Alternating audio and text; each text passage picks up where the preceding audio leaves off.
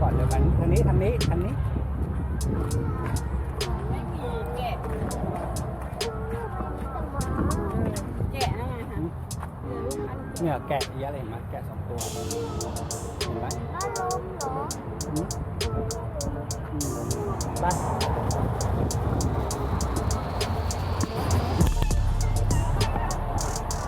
มาซื้อบัตรด้านนี้อีก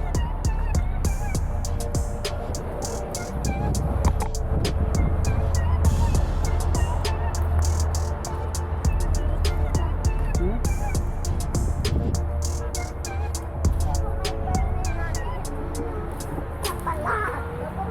ไปบอกซื้อบัตรเลยเท่าไหร่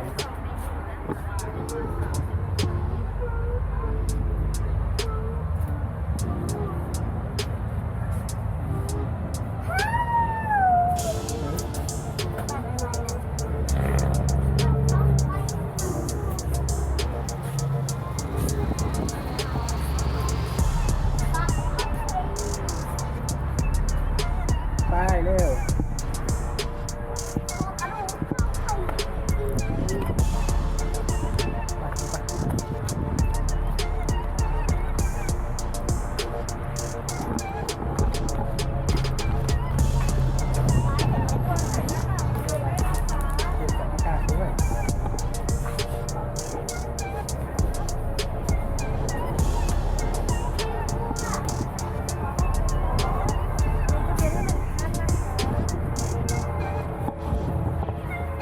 บัตรนำไปแลกย่าป้อนแกะด้านในได้นะคะ ลูกค้า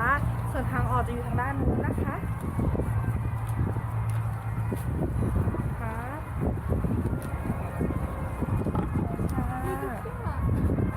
มีลูกหญ้า เอาเข้าไปเลยค่ะ15:43 นาทีค่ะ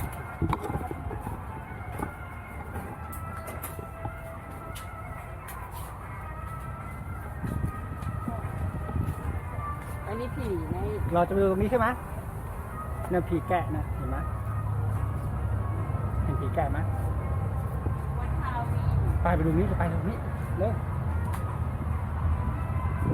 ไปเข้าดูฮาโลวีนเนาะไปเข้าไม่ได้เข้าทางนู้นต้องเข้าทางนู้นไปเร็วอีกเร็ว ฟ้าทำไม หืม ทำไมมีผีแกะกับผีม้า เออ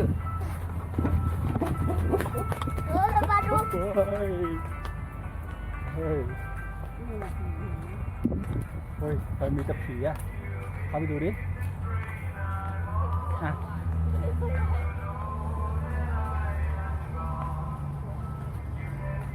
ไปดูใกล้ๆเร็ว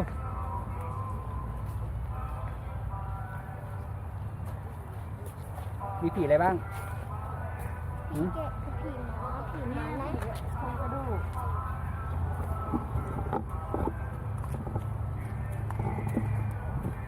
ป้าคะทำไมผีม้าน่ากลัวสุดเลย เราผีมันน่ากลัวสุดเลยเหรอ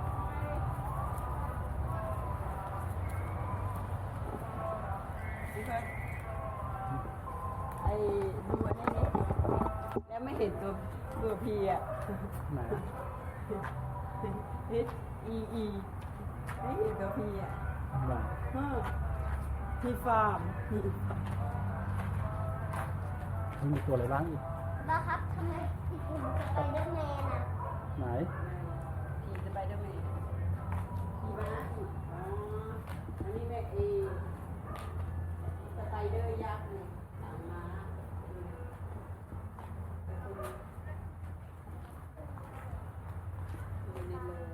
จะไปดูดูอะไร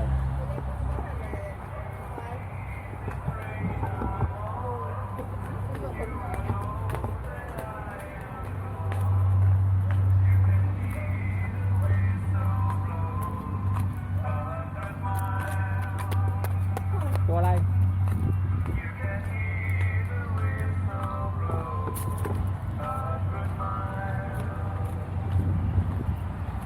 ไปไหนเฮ้ยอุ๊ยนี่ตัวอะไรเนี่ย ระวังหมากัดระวังหมากัดเขาบอกอุ้ยอิดระวังมันกัดนะอุ้ย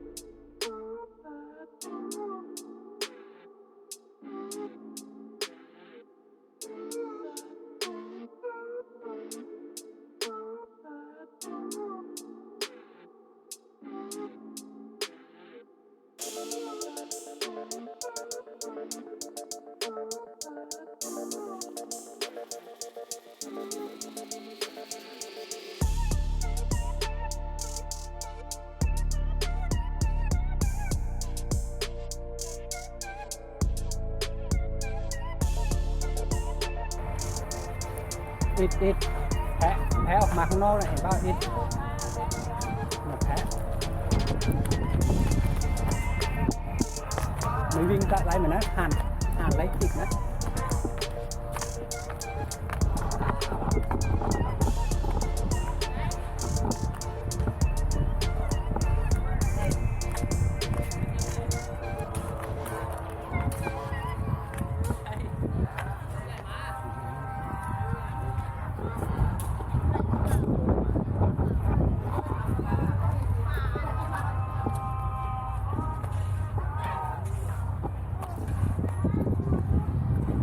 เหมือนลูกแพะอิด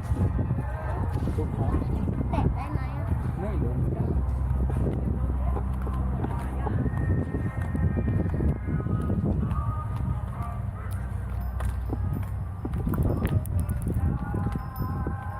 กัดตาจะมัน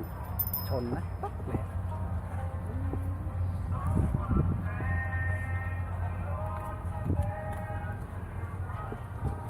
เฮ้ยบับเบิ้ลบีก็มีอิด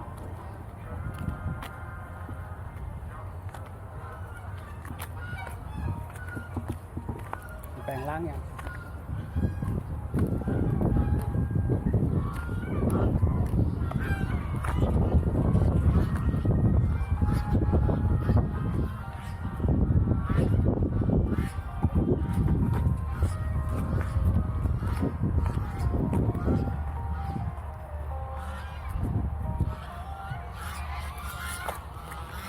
ไปไหน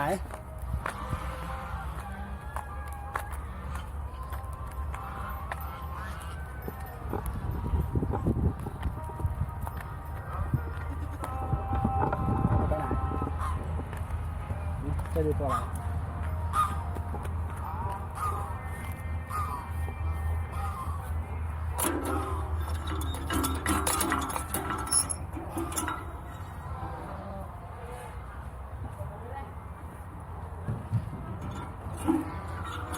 แผลตัวใหญ่ไม่เป็นไล่มันนะลูกเราดูมันดีๆไม่ไล่มันเนี่ยเป็ดมันก็ค่อยๆเดินไม่ไล่มันนะ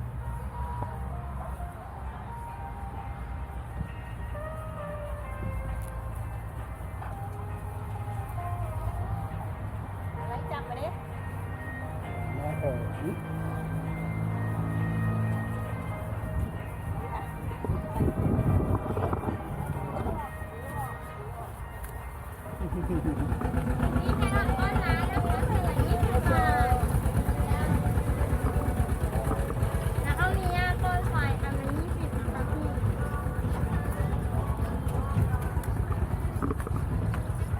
ป้อนไหม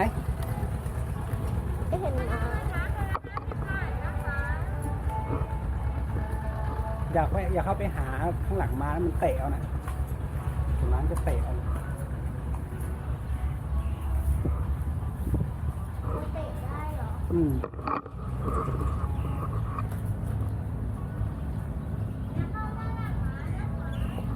อย่าเข้าหลังร้านเข้าข้างหลังม้ามันเตะเอาเลยนะ ดูม้า ไม่ได้มันอยู่ใกล้หลังม้ามันเตะเนี่ยมาเข้ามาแล้วนะเฮ้ยเอาไปซื้ออาหารม้ามาป้อนมันไปอีกนี่เอามันไม่กินตัวนั้นเอาอาหารม้าให้มันกินไปป้าทำให้ไปซื้ออาหารม้า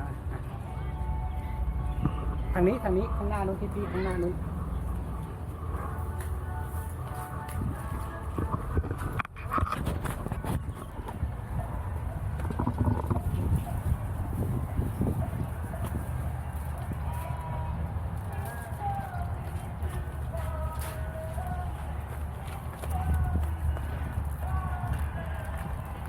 ไปป้อนหมาเราไปรังแกสัตว์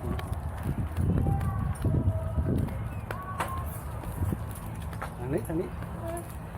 ฮะ แกะให้หน่อย ฮะ แกะให้หน่อย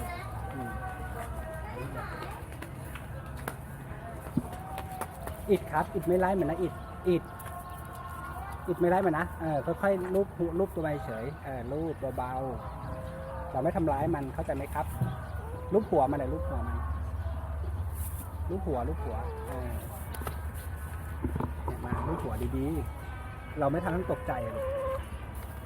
ไปป้อนม้าไป ป้อนยังไงอ่ะ นะแกะก่อนมันมาแล้วอันนี้นี่มาแล้วเห็นไหม วิ่งมา แสดงว่ามันหิวมากแล้วเนี่ย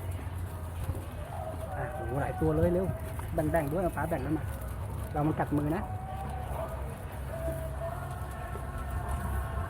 ตัวนี้ตอนใหม่ตัวนึงมาแล้วระวังมือนะตัวนู้นมาตัวนู้นยังไม่ได้กิน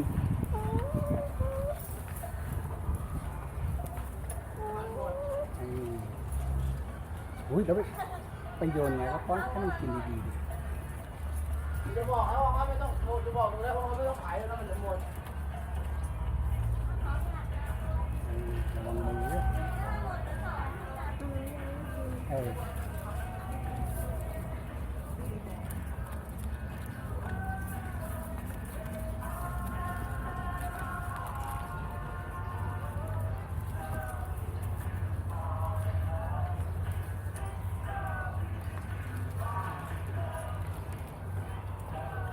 ระวังนิ้วนะ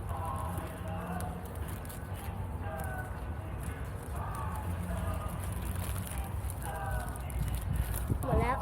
หมดแล้วไปจะเอาไปทิ้งขยะเฮ้ย มีศพแกะกับแพะด้วยอ่ะ ก็มันเป็นฟาร์มแกะฟาร์มแพะมันก็มีศพแกะศพแพะ ทำไมมันมีศพด้วยครับ ดูปลา หนู ดูปลา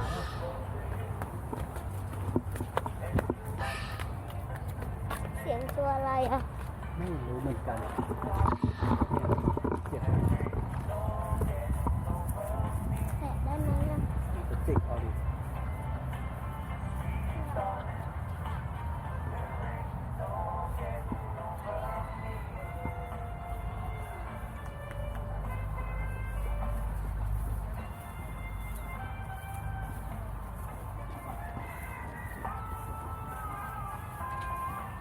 แล้วนี่บ้านอะไรอ่ะ หนาวบ้านอิดป่ะ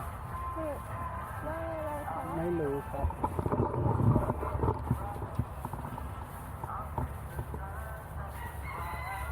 มีรองเท้ายักษ์ด้วย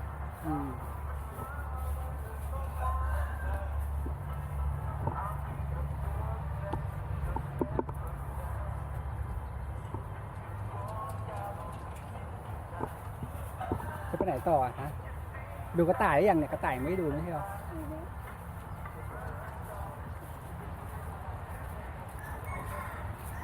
เข้าได้ไหมอ่ะ น่าจะเข้าไม่ได้หรอก ทำไม ขอให้ดูได้อย่างเดียว มายืนดูกระต่ายดิ อยากเข้าอ่ะ เขาไม่ให้เข้า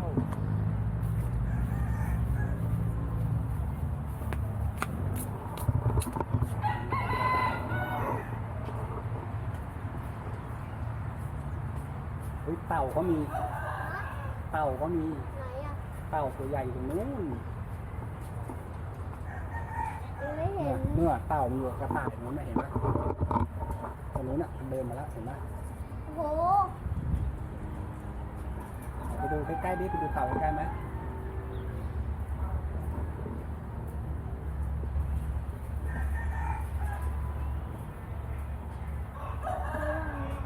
ไป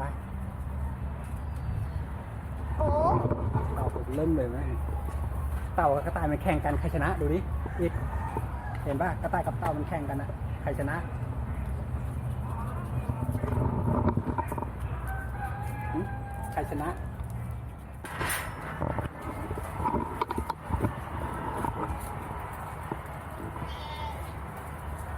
เข้าได้นะคะ เข้าเลยเข้าเลย เข้าข้างในครับแต่กระต่าย เข้าเลยเข้าเลยไปไปเข้าเลยอย่าป้อนใส่ปากเต่านะเต่ากัดนะเต่ามีหนูด้วยเห็นไหม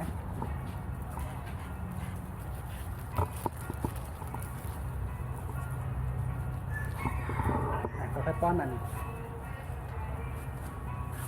ระวังระวังค่อยๆป้อนค่อยๆป้อนมาแล้วดึงทางนี้ถูกแพะก็จะกินมาตรงโลกดิลูกมาตรงโลกนี้หืม ทำไมมันเกาะอีกอ่ะ ก็มันอยากกินไงป้อนให้มันเดี๋ยวมันจะโยนใส่ทิ้งทำไมยังมีเบบีด้วยนะเบบี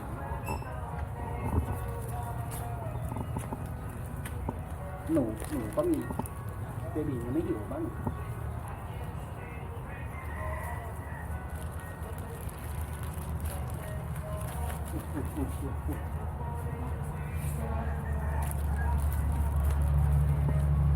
ระวังเหยียบมันนะ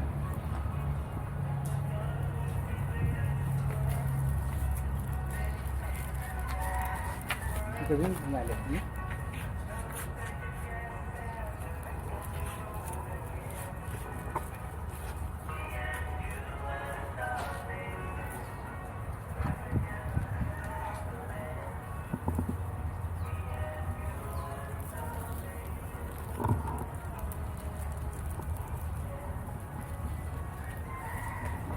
อีด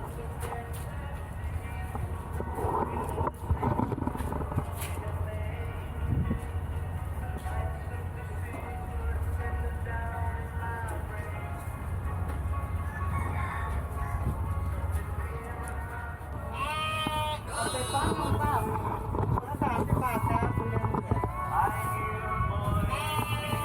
เอาหญ้าไปเลี้ยงไป ให้แกะด้านนี้นะครับ แกะด้านโน้นนะลูก ไป แกะกินหญ้าแล้วปล่อยหญ้านะครับ อย่าดึงหญ้ากับแกะนะครับหญ้าบาด อย่าดึงหญ้านะ มันบาดมือ แรกได้ที่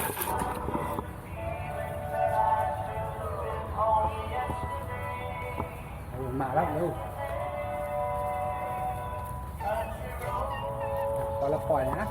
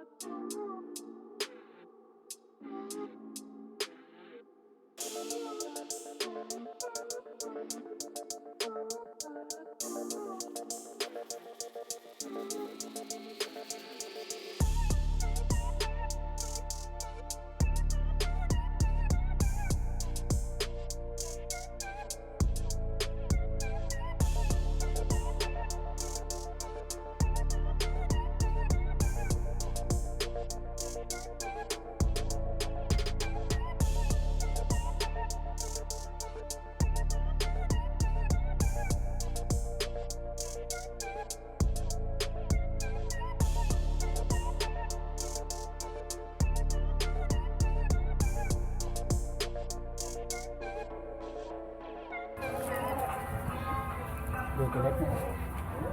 ดูแกะ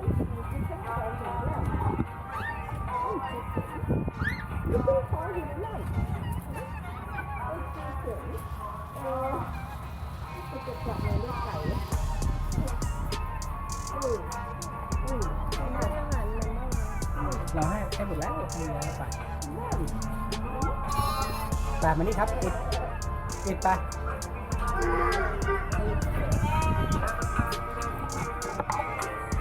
เสียงมันร้อง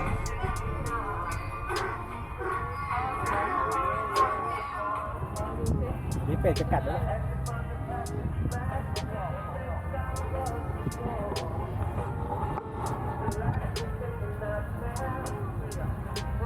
ไม่ไล่มันหรอก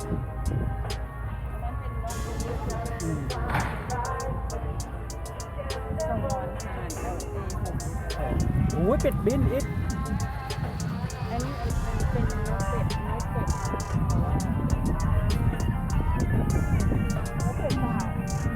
นี่บ้านเราเป็นตัวเล็กนิดเดียวอันนี้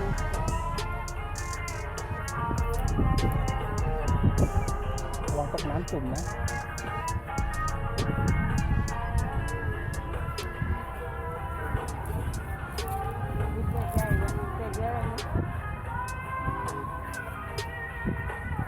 ไม่ไล่ครับ ต้องหนีด้วยอ่ะ มันก็หนีดิก็อีกกับทำร้ายมันหรือเปล่าล่ะไม่รู้เหมือนกันนกเป็ด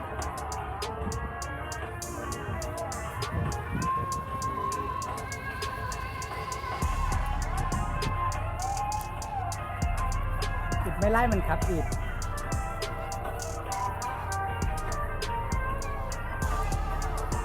เราดูมันเฉยๆลูก